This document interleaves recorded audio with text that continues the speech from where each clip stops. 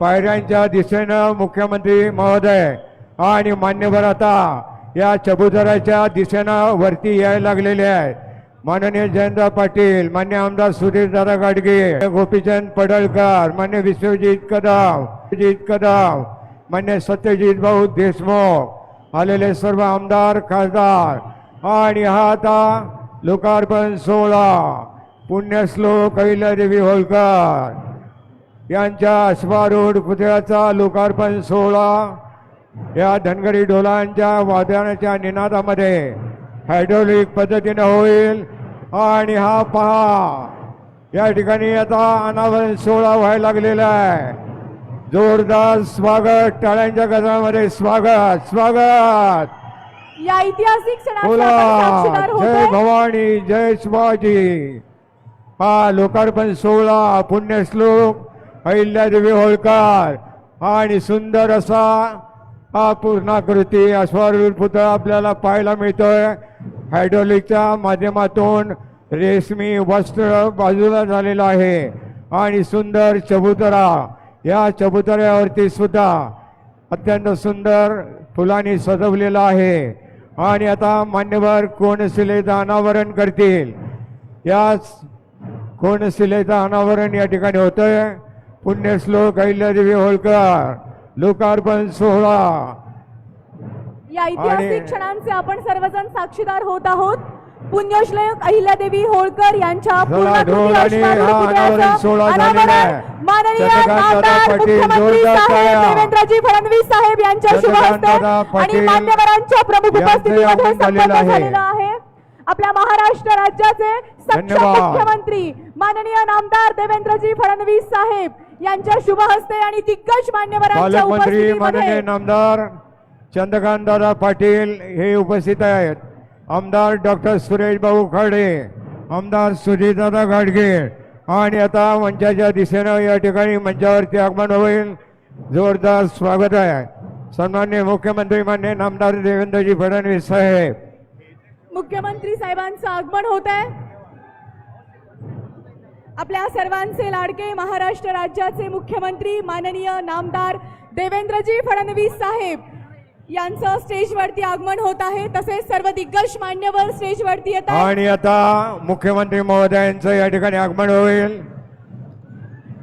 छत्रपती शिवाजी महाराज, त्याचप्रमाणे पुण्यश्लोक अहिल्यादेवी होळकर आणि भारतरत्न आणि घटनेचे शिल्पकार डॉक्टर बाबासाहेब आंबेडकर यांना विनम्र अभिवादन करून आता आपल्याच्या या लोकार्पण सोहळ्याच्या समारंभाचा शुभारंभ या ठिकाणी होईल.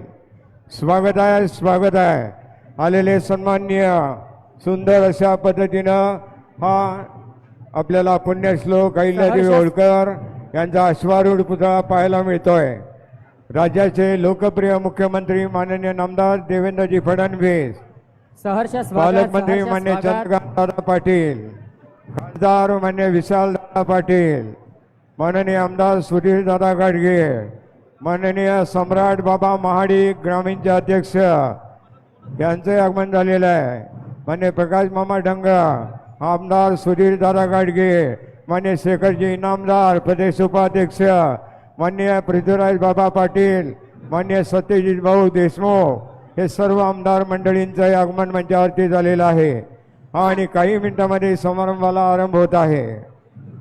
सांगलीचे कार्यसम्राट आमदार मान्य सुधीरदादा गाडगीळ, मान्य शेखरजी इनामदार साहेब, मान्य सुरेशजी खाडे साहेब याचबरोबर सर्व दिग्गज मान्यवरांचं स्टेजवरती आगमन होत आहे. आणि आपल्या सर्वांचे लाडके, आपल्या सशक्त महाराष्ट्राचे सक्षम मुख्यमंत्री आदरणीय देवेंद्रजी फडणवीस साहेब यांचं स्टेजवरती आगमन झालेलं आहे. जोरदार टाळ्या वाजवूयात आपण मुख्यमंत्री साहेबांसाठी.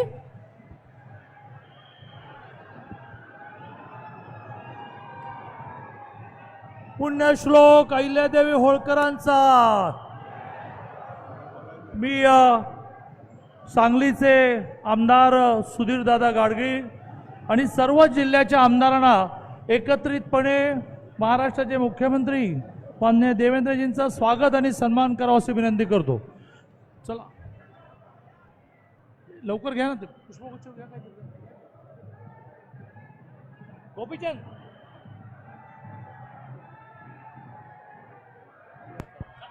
Hello hello hello. आणि आता मुख्यमंत्री महोदय माननीय देवेंद्रजी फडणवीस साहेब, माननीय चंद्रकांतदादा पाटील आणि सर्वांच्या वतीनं का छत्रपती शिवरायांना वंदन. अहिल्यादेवी होळकर. हॅलो. अहिल्या भक्त देवानो हा प्रतिमा सुद्धा गोपीचंद पडळकर या ठिकाणी मुख्यमंत्र्यांना प्रदान करणार आहे. सिंधवी स्वराज्य संस्थापक छत्रपती शिवराय, अहिल्यादेवी होळकर आणि डॉक्टर बाबासाहेब आंबेडकर यांना वंदन. जिल्ह्यातील सर्व पक्षीय आमदारांना मी विनंती करतो की त्यांनी राज्याचे मुख्यमंत्री माननीय देवेंद्र फडणवीस यांचं स्वागत आणि सन्मान करावं. दादा दादा चला तुम्ही बाजूला उभा राहा. सन्मान हार घ्या ना, हार घ्या. चला. तुम्ही आता कोणीमध्ये येऊ नका. ढोल पथक बंद करा. आता सभा सुरू होते आहे. ढोल पथक बंद करा. ढोल पथक बंद करा.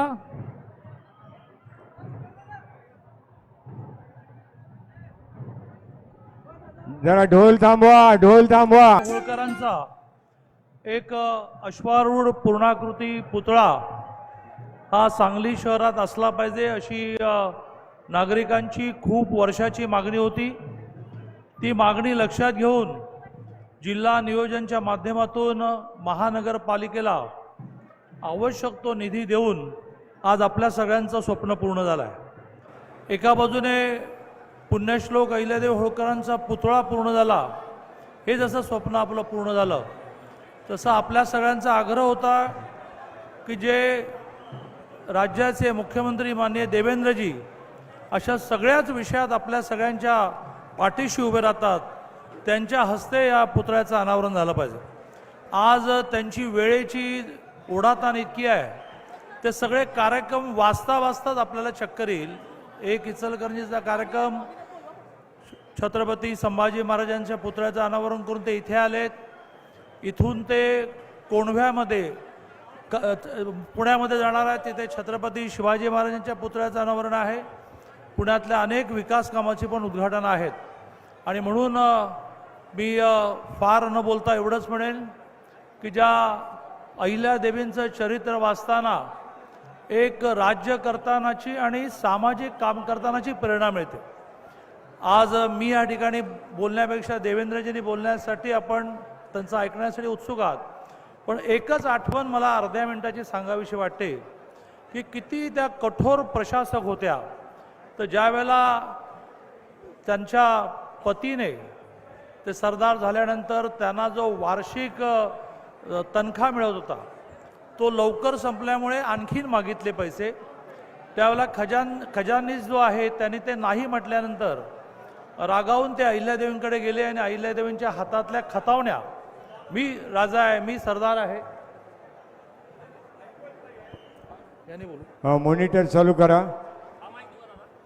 मॉनिटर स्टेजवरील हातातल्या खतावण्या अहिल्यादेवींच्या पतीने रागाने मी राजा आहे, मी सरदार आहे आणि मला पैसे नाही म्हणता म्हणून फेकून दिल्यानंतर अहिल्यादेवीने आपल्या नवऱ्याला सुद्धा 5 खूनचा दंड केला. हा दंड झाल्यानंतर अहिल्यादेवींच्या सासूबाईंकडे ज्यावेळेला हे राजे गेले त्याला सासूबाई म्हणाल्या की तुझ्याकडे दंड भरायला पैसे नसले तर माझ्याकडून घे, पण मी काही तिला समजावून सांगू शकणार नाही. आणि कठोरपणे अहिल्यादेवीने दिलेला निर्णय हा अंमलबजावणी झाली. विशेषतः अहिल्यादेवींच्या पतीच्या निधनानंतर सतीची प्रथा त्यावेळेला होती, पण अहिल्यादेवींच्या सासऱ्यांनी त्यांना असं म्हटलं की तू सती जायचं नाही, तू काही वेगळं करण्यासाठी जन्माला आलेली आहेस. मग सती गेल्यानंतर त्याचं श्राद्ध करण्याच्या वेळेला त्यातल्या 2 महिला ह्या हिंदू नव्हत्या आणि त्यामुळे पुरोहिताने असं म्हटलं की ह्या हिंदू नाही आहेत आणि त्यामुळे त्यांना श्राद्ध करता येणार नाही. पण अहिल्यादेवी ठाम राहिल्या. त्या म्हणाल्या की लग्न करायला चालतं, बाकी सगळं करायला चालतं, सती जायला चालतं, मग त्यांनी काय श्राद्ध करायचं नाही. सासऱ्याने त्यांना साथ दिली आणि त्या काळामध्ये हिंदू नसतानाही त्यांच्या श्राद्धाला जे काही विधी असतात ते करायला परवानगी मिळाली अशा एका बाजूने चांगल्या राज्यकर्त्या, दुसऱ्या बाजूने एक चांगल्या सामाजिक कार्यकर्त्या अशा अहिल्यादेवींचा पुतळा होणं हे आपलं स्वप्न होतं. आज भरपूर कार्यक्रम असल्यामुळे मी केवळ भारतीय जनता पार्टीचे नेते आणि सांगलीचे आमदार सुधीरदादा गाडगे यांना आग्रह करेन की त्यांनी प्रास्ताविक करा. त्यांच्या प्रास्ताविकानंतर डायरेक्ट देवेंद्रजींचंच भाषण होईल, यासाठी आपण उत्सुक आहात. आणि शेवटी आमदार सुरेश भाऊ खाडे आभार मानतील. सुधीर दादा. हॅलो, धन्यवाद. दादा आदरणीय आमदार सुधीरदादा गाडगे प्रास्ताविक करतील. येळकोट येळकोट येळकोट येळकोट छत्रपती शिवाजी महाराज मला की, धर्मवीर छत्रपती संभाजी महाराज की. या ऐतिहासिक आणि अभिमानास्पद सोहळ्यासाठी उपस्थित नवमहाराष्ट्राचे शिल्पकार, इन्फ्रामॅन, महाराष्ट्राचे कर्तृत्ववान नेतृत्व, लोकप्रिय मुख्यमंत्री आदरणीय देवेंद्रजी फडणवीस साहेब आणि सांगली जिल्ह्याचे पालकमंत्री आदरणीय चंद्रकांतदादा पाटील आणि माननीय आमदार सुरेशभाऊ खाडे, गोपीचंद पडळकर, सतीश देशमुख आणि व्यासपीठावर असलेले सर्व आमदार, माजी आजी खासदार आणि समोर उपस्थित असलेले या ऐतिहासिक क्षणाचे तुम्ही सर्व साक्षीदार. आज सांगली शहरासाठी हा क्षण अत्यंत अभिमानास्पद आहे. धर्म, न्याय, लोककल्याण आणि सुशासनाचा आदर्श उभा करणाऱ्या पुण्यश्लोक अहिल्यादेवी होळकर यांचा 21 फूट उंच सन्माननीय अश्वारूढ पुतळा आज येथे साकारत आहे. हा सन्माननीय पुण्यश्लोक अहिल्यादेवी होळकरांचा पुतळा हे केवळ शिल्प नसून त्यांच्या कर्तृत्वाचा, न्यायप्रियतेचा आणि लोककल्याणाचा विचार आणि स्त्री नेतृत्वाचं सामर्थ्य जिवंत देणारा आहे. येथील नागरिकांची मागणी होती की हा पुण्यश्लोक अहिल्यादेवी होळकरांचा पुतळा होळकर काका उभारावा. त्यावेळी शब्द दिला होता की नक्की करू. या कामाचा प्रवास अनेक अडचणींना गेला. त्यामुळं सुशासन, न्याय, संस्कृती आणि स्त्री नेतृत्वाच्या आदर्शाची ओळख पुढील पिढ्याने व्हावी यासाठी हा प्रेरणा देईल. सांगलीचा आमदार या नात्याने मी या कार्यक्रमाच्या उपस्थित सर्व मान्यवरांचे, नागरिकांचे तसेच पत्रकार मित्रांचे मी स्वागत करतो आणि थांबतो. धन्यवाद. माननीय मुख्यमंत्री महोदयांच्या भाषणापूर्वी खूपच एक चांगली सामाजिक घटना घडली आहे की सांगली, मिरज, कुपवाड शहर महानगरपालिका हद्दीतील संजय नगर झोपडपट्टी रिसा नंबर 226/1 पैकी येथील महानगरपालिकेच्या जागेवरील झोपडपट्टी नियमानुकूल करून घेण्याबाबत दाखले मिळाले आहेत. 5 जणांना आपल्या हस्ते ते दाखले मिळावेत अशी मी आपल्याला विनंती करतो.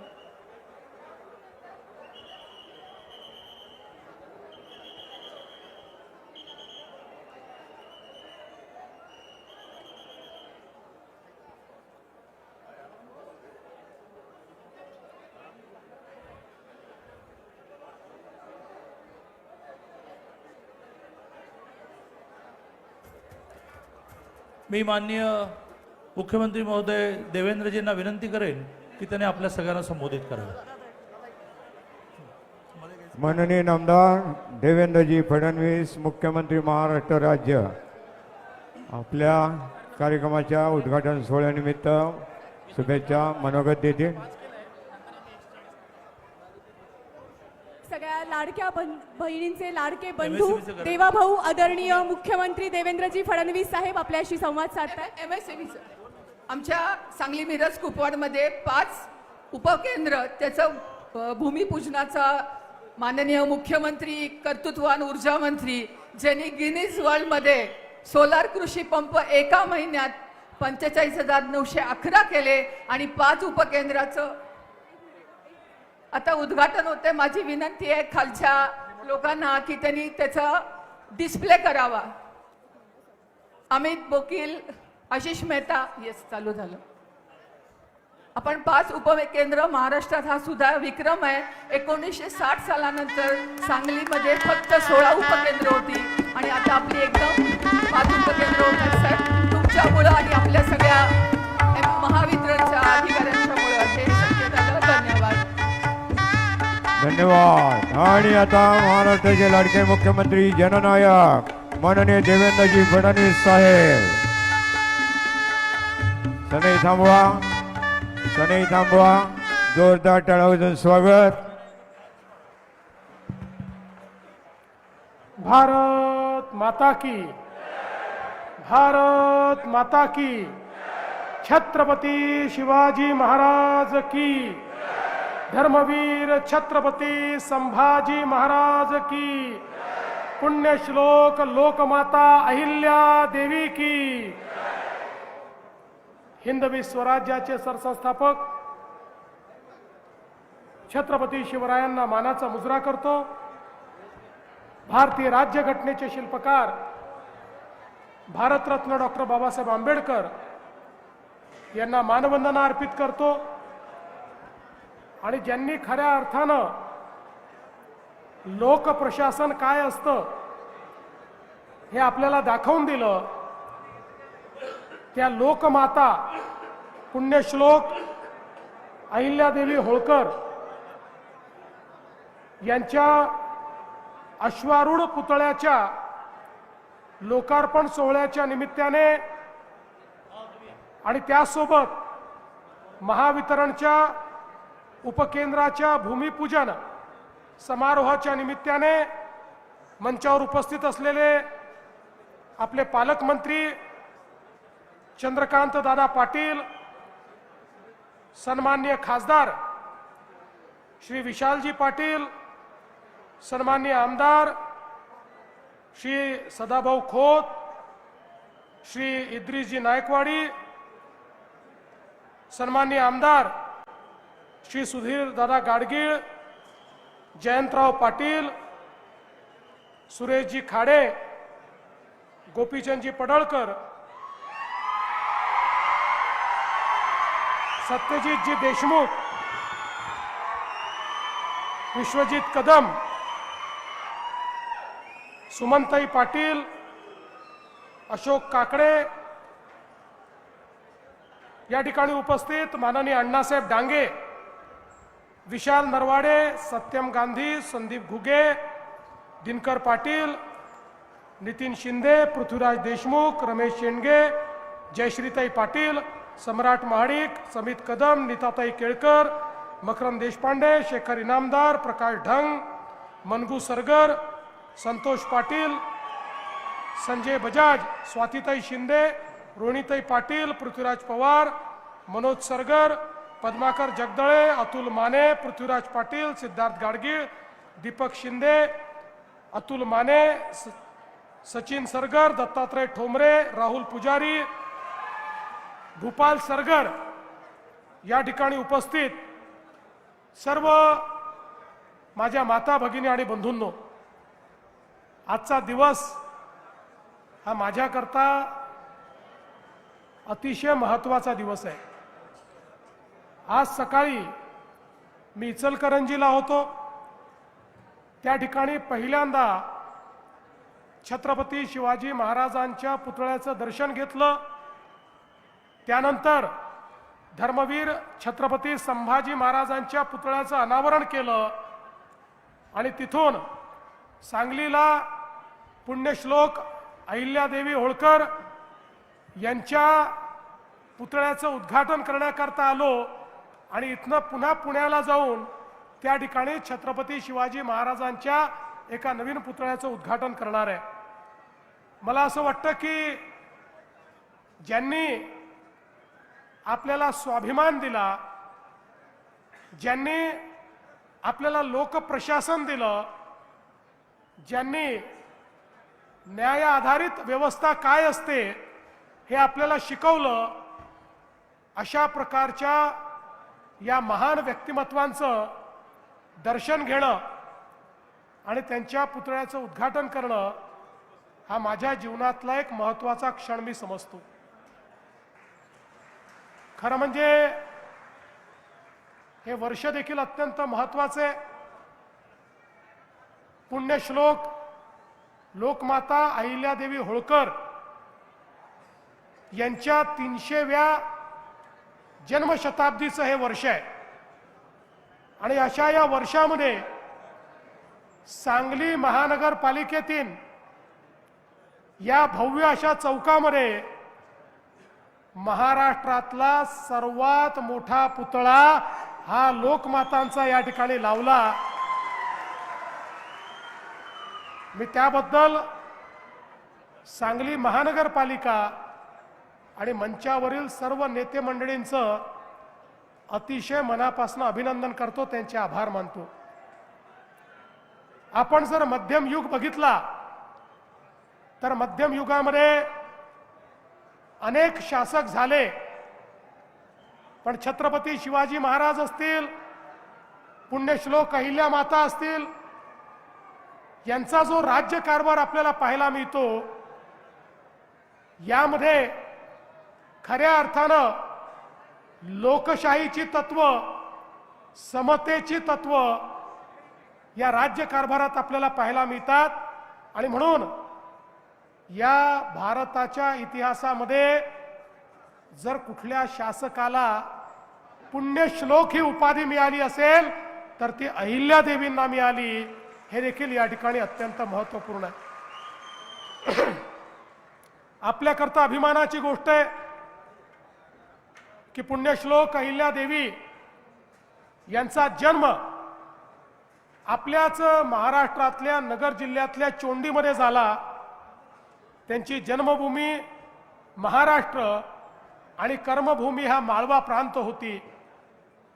आपल्याला माहिती आहे, मराठा साम्राज्याच्या विस्तारामध्ये ज्यांनी अत्यंत महत्त्वाची भूमिका निभावली ते सुभेदार मल्हारराव होळकर, की ज्यांनी खऱ्या अर्थानं तळपत्या तलवारीचं तेज काय असतं हे आपल्या विविध लढायांमध्ये दाखवून दिलं।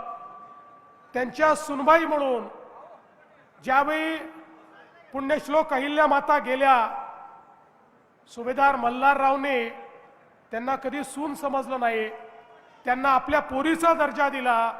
आणि त्या माध्यमातनं आपल्याला कल्पना आहे की पुढच्या काळामध्ये पतीच्या निधनानंतर ज्यावेळी त्यावेळच्या अतिशय अनिष्ट अशा प्रकारच्या प्रथेप्रमाणे त्यांनी सती जाण्याचा निर्णय घेतला, त्यावेळी मल्हारबांनी त्यांना सांगितलं की या राज्याची जबाबदारी तुला सांभाळायची आहे, या जनतेची जबाबदारी तुला सांभाळायची आहे, या जनतेला उत्तरदायी तुला व्हायचं आहे। आणि म्हणून आता शोक त्यागून दे, शोकात न राहता आता इतरांच्या चेहऱ्यावर हास्य कसं फुलवता येईल याचा प्रयत्न तू कर। आणि त्यातनं प्रेरणा घेऊन आपल्याला कल्पना आहे की पुण्यश्लोक अहिल्यादेवींनी 28 वर्ष सतत राज्यकारभार चालवला। आणि एखादा राजा एखादी राणी ही कशी असू शकते याचं प्रचंड मोठं उदाहरण हे आपल्याला पाहायला मिळालं। सगळ्यात महत्त्वाचं आपल्याला माहिती आहे की मुघलांच्या आक्रमणामध्ये आमच्या संस्कृतीची पाळंमुळं मिटवण्याचं काम हे मुघलांनी केलं। राम मंदिर तोडलं, काशी विश्वेश्वराचं मंदिर तोडलं, गयेचं मंदिर तोडलं, सगळे आमचे जे पुण्यस्थळं होते, जे आमच्या धर्माचे संस्कृतीचे प्रतीक होते, हे सगळे तोडण्याचं काम हे त्या ठिकाणी मुघलांनी केलं। पण त्याच वेळी या सगळ्या मंदिरांचा जीर्णोद्धार करून पुन्हा एकदा आमच्या संस्कृतीला पुनरुज्जीवित करणारा जर कोणी असेल तर ते आमच्या पुण्यश्लोक अहिल्याबाई होळकर होत्या, ज्यांच्यामुळे आमच्या संस्कृतीचं पुनरुत्थान झालं। आज उत्तरेकडचं कुठलंही मंदिर बघा, दक्षिणेतलं कुठलंही मंदिर बघा, पूर्वेमध्ये आपण गेलो तर त्याही ठिकाणी जगन्नाथपुरीचं मंदिर बघा, पश्चिमेत आपण गेलो तर महाराष्ट्र आणि गुजरात मधली मंदिरं बघा, तिथले तट बघा, तिथले घाट बघा, या प्रत्येक ठिकाणी एकच नाव निनादत असतं आणि ते नाव म्हणजे लोकमाता अहिल्याबाई होळकरांचं नाव आहे। हा सेतू हिमाचल या भारताच्या संस्कृतीला त्या ठिकाणी पुनरुज्जीवित करण्याचं काम, त्याचं पुनरुत्थान करण्याचं काम हे अहिल्यादेवींनी केलं। आणि म्हणूनच राम मंदिर आणि काशी विश्वनाथाच्या पुनरुत्थानाच्या वेळी आपले प्रधानमंत्री मोदीजींनी सांगितलं की आज आपण हे करू शकतो आहे कारण कधीतरी मुघलांच्या आक्रमणामध्ये या मंदिरांना वाचवण्याचं काम हे पुण्यश्लोक अहिल्यादेवींनी केलं आणि म्हणून आज याची निशाणी आपल्याकडे उपलब्ध आहे. पण बंधू भगिनींनो, त्याही पेक्षा महत्वाचं काय आहे, एवढा संपूर्ण उत्तर दक्षिण पूर्व पश्चिम सगळ्या भागामध्ये इतक्या मोठ्या प्रमाणात जीर्णोद्धार अहिल्यादेवींनी केला. पण हा सगळा जीर्णोद्धार हा त्यांनी स्वतःच्या पैशातनं केला. जो माहेश्वरचं त्यांचं राज्य होतं, माळव्याचं जे राज्य होतं, त्या राज्याच्या तिजोरीतून एकही पैसा त्यांनी घेतला नाही. तर वैयक्तिक त्यांचं जे इन्कम होतं, वैयक्तिक त्यांच्याकडे जो निधी होता, त्या निधीतनं लाखो रुपये खर्च करून संपूर्ण देशामध्ये त्यांनी जीर्णोद्धाराचं काम केलं आणि आपल्या राज्यातला पैसा मात्र राज्यातल्या सामान्य गोरगरीब जनतेच्या हिताकरता वापरण्याचं काम त्यांनी केलं. खऱ्या अर्थानं न्यायप्रिय राजा म्हणून, राणी म्हणून त्यांच्याकडे पाहिलं जातं, कारण त्यांनी विधवांच्या संपत्तीचा अधिकार बहाल केला. त्या काळामध्ये एखादी महिला विधवा झाली की तिची संपत्ती जप्त होत होती. त्या ठिकाणी पतीची संपत्ती तिला मिळत नव्हती, ती संपत्ती तिला मिळेल हा त्यांनी निर्णय केला. महिलांना शिक्षण मिळेल हा त्यांनी निर्णय केला. महिलांना अधिकार मिळेल हा त्यांनी निर्णय केला.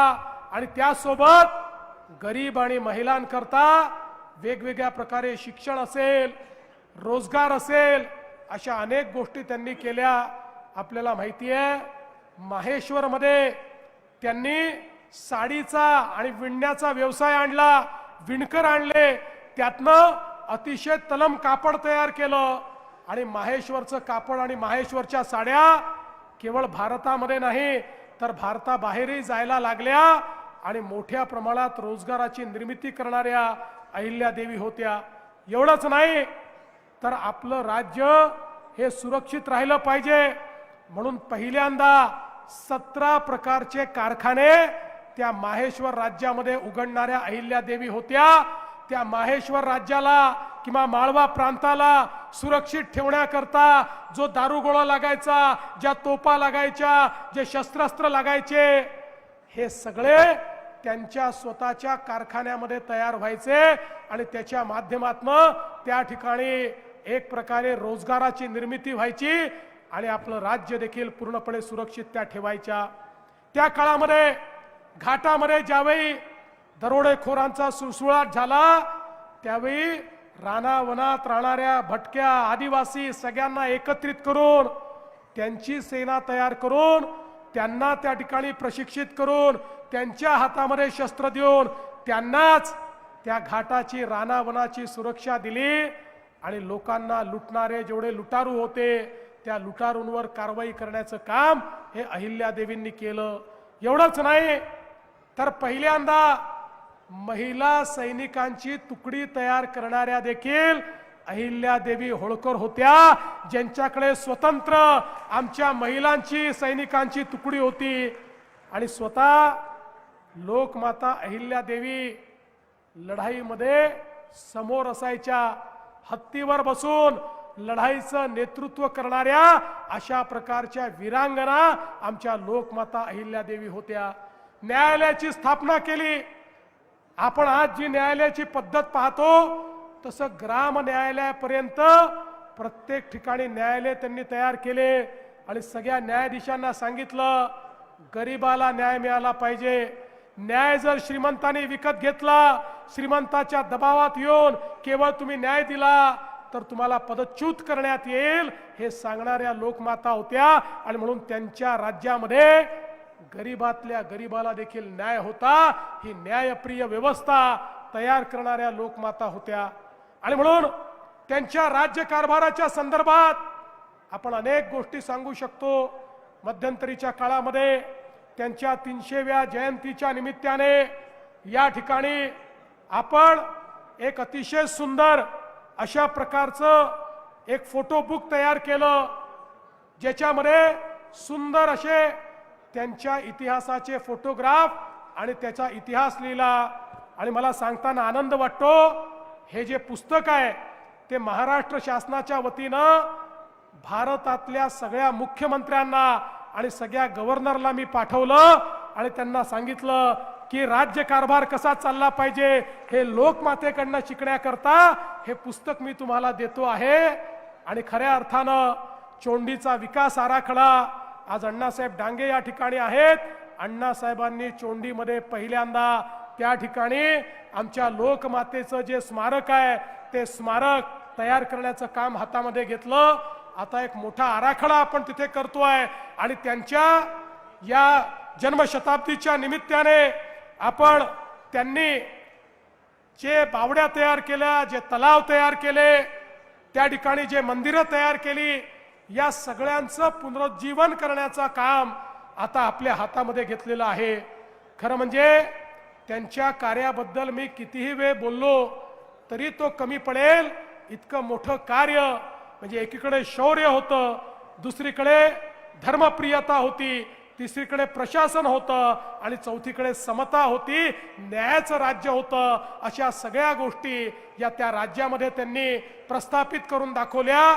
आणि म्हणून मी एवढंच सांगतो, जोपर्यंत चंद्र आणि सूर्य आहे तोपर्यंत लोकमाता अहिल्या देवींचं नाव हे आपण घेतच राहू, हा विश्वास या निमित्ताने व्यक्त करतो.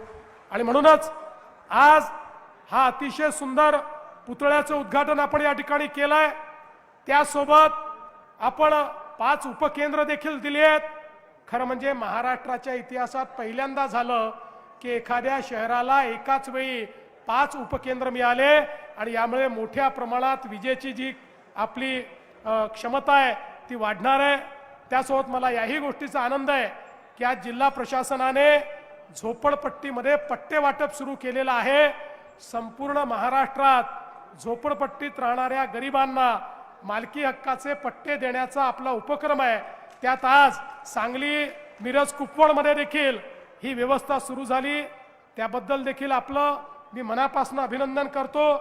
आणि पुढच्या काळामध्ये आपल्याला कल्पना आहे की आपण फ्लड डायव्हर्शनच्या माध्यमातून 500 कोटी रुपयाची कामं सुरू केलेली आहेत, ज्यामुळे सांगली आणि कोल्हापूरमध्ये जे पुराचा धोका सातत्याने तयार होतो, लोकांची घरं बुडतात, लोकांची शेती त्या ठिकाणी बुडत असते, मोठं नुकसान गावांमध्ये आणि शहरामध्ये होते. या संदर्भात वर्ल्ड बँकेच्या माध्यमातून आपण पूर नियंत्रणाचं 500 कोटी रुपयाचं काम हे आता सुरू केलेलं आहे. आणि हे काम झाल्यानंतर हा पुराचा फटका देखील या ठिकाणी पडणार नाही. पुढच्या काळामध्ये शेरी नाल्याचं काम आपल्याला हातामध्ये घ्यायचं आहे. या ठिकाणची अनेक कार्य आहेत, ही सगळी कार्य आपल्याला करायची आहेत.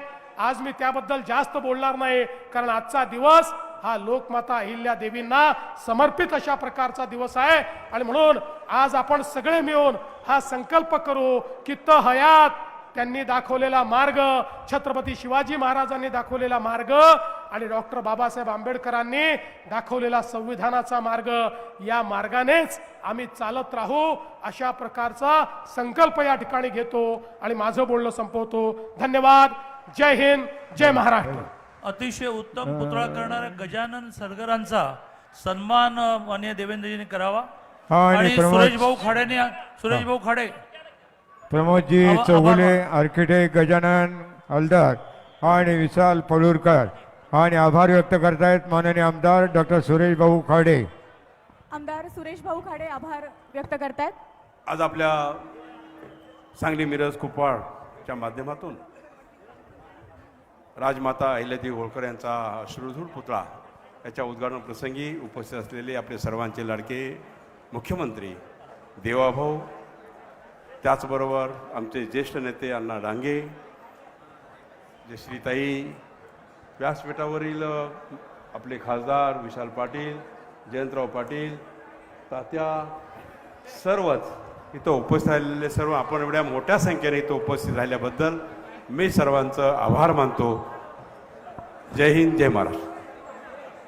खूप धन्यवाद. सशक्त महाराष्ट्र राज्याचे सक्षम मुख्यमंत्री, सजग, चाणाक्ष, धन्यवाद. संवेदनशील असे सर्वांचे हार्दिक संयमी, आभार. उदार माननीय नामदार देवेंद्रजी फडणवीस साहेब यांच्या शुभ हस्ते पुण्यश्लोक अहिल्यादेवी होळकर यांच्या अश्वारूढ पूर्णाकृती पुतळ्याचा अनावरण सोहळा ऐतिहासिक सोहळा संपन्न झालेला आहे. धन्यवाद आहेत सर्वांचे हार्दिक आभार. धन्यवाद.